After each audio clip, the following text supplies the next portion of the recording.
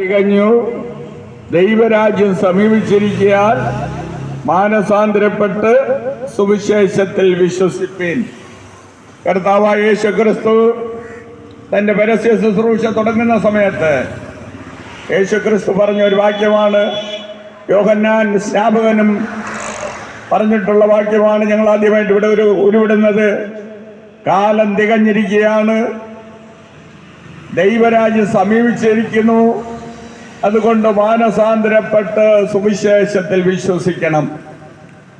ലോകത്തിന്റെ സംഭവങ്ങളൊക്കെയും Israel Iran യുദ്ധമൊക്കെയും കർത്താവായ യേശുക്രിസ്തുവിന്റെ വരവിന് മുന്നോടിയാണ്.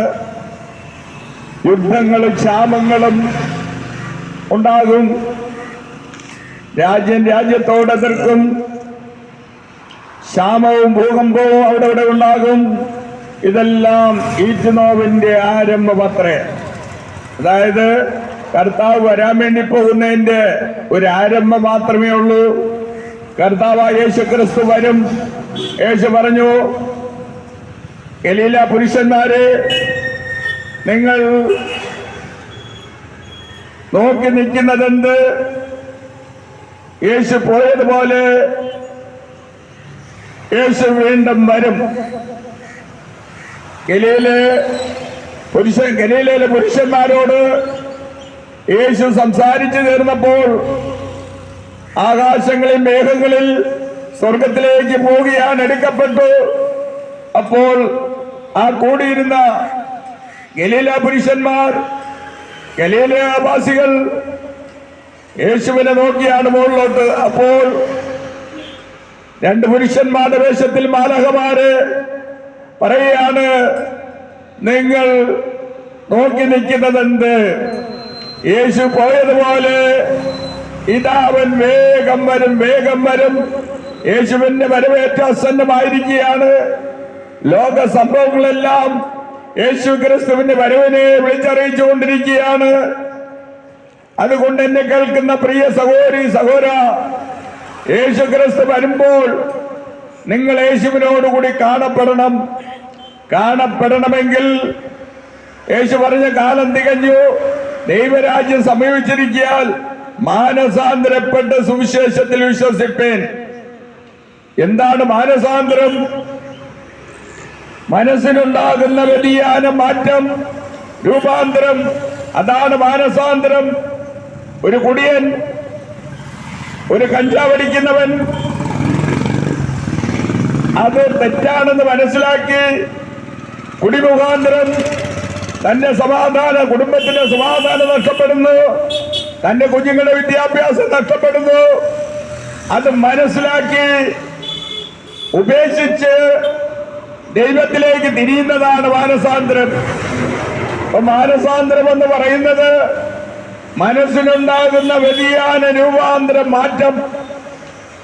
നീ മാനസാന്തരപ്പെട്ട് എന്ത് ചെയ്യണം? സുവിശേഷത്തിൽ വിശ്വസിക്കണം.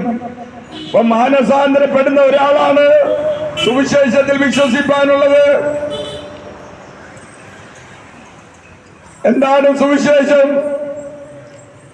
ബൈബിൾ എഴുതിയിരിക്കുന്നത്, ദാവീദിന്റെ സന്തതിയായി ജനിച്ച് മരിച്ചു ഉയർത്തെഴുന്നേറ്റ യേശുവിനെ ഓർത്തോൾവീൻ, അതാകുന്നു എന്റെ സുവിശേഷം. അതായത് ദാവീദിന്റെ വംശത്തിൽ സ്വർഗത്തിലെ മഹാദൈവം കന്യകയായ മറിയത്തിൽ കൂടി ഈ താണഭൂമിയിൽ ദൈവശക്തിയാൽ മറിയം ഗർഭം ധരിച്ചു. യേശു ക്രിസ്തു ഈ ഭൂമിയിൽ ഭൂജാതനായി. എന്തിനു വേണ്ടി ഈ ഭൂമിയിൽ ഭൂജാതനായി? എന്തിനു വേണ്ടിയാണ്?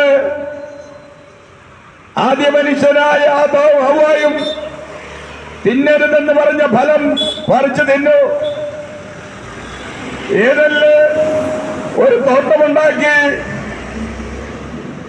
ആ തോട്ടത്തിൽ വേല ചെയ്യുവാനും ആ തോട്ടത്തിനെ സൂക്ഷിപ്പാനും ആദത്തിനെ ഹവ്വായിനെ ആക്കിയിരുന്നു. എന്നാൽ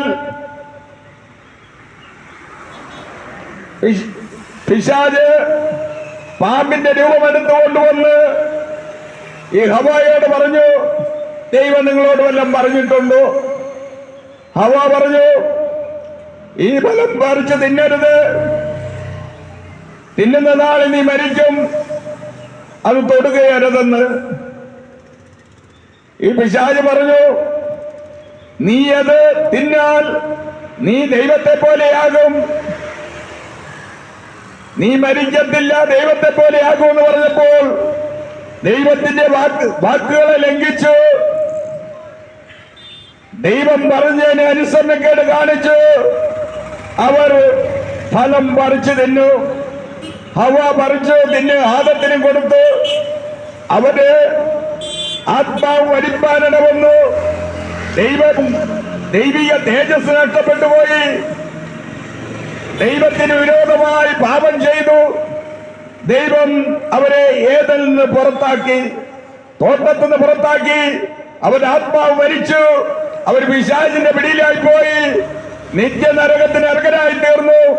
ഈ നിത്യനരകത്തിന് അർഹരായി തീർന്ന ഈ മനുഷ്യനെ രക്ഷിപ്പാൻ മഹാദൈവം, സ്വർഗത്തെക്കാൾ ഉന്നതനായി തീർന്ന യേശു, എല്ലാ നാമത്തിനും മേലായ നാമം ലഭിച്ച യേശു, സ്വർലോകരുടെയും ഭൂലോകരുടെയും അധോലോകരുടെയും മുഴങ്കാലുകൾ മടക്കപ്പെടുന്ന ഏകനാമ യേശു ആ സ്വർഗീയ സിംഹാസനങ്ങൾ വെടിഞ്ഞുകൊണ്ട് ഈ താണഭൂമിയിലോട്ട് ഇറങ്ങി വരികയാണ് ഒരു മനുഷ്യനായിട്ട്. ഈ ഭൂമിയിൽ മനുഷ്യനായിട്ട് വരണം. മനുഷ്യൻ ചെയ്ത പാപത്തിന് ഒരു മനുഷ്യനിൽ കൂടിയേ പരിഹാരം വരുത്താൻ വേണ്ടി പറ്റത്തുള്ളൂ. അതുകൊണ്ട് മഹാദൈവം കന്യകയായ മറിയത്തിൽ കൂടി പരിശുദ്ധാത്മാവിന്റെ ശക്തിയാൽ മറിയം ഗർഭം ധരിച്ചു. യേശു ക്രിസ്തു മഹാരാജാവ്, രാജാതി രാജാവ്, കർത്താതി കർത്താവ്, പ്രഭുക്കന്മാരുടെ പ്രഭു, ആ മഹാദൈവം ഒരു മനുഷ്യനായി ഈ ഭൂമിയിൽ ജനിച്ചു.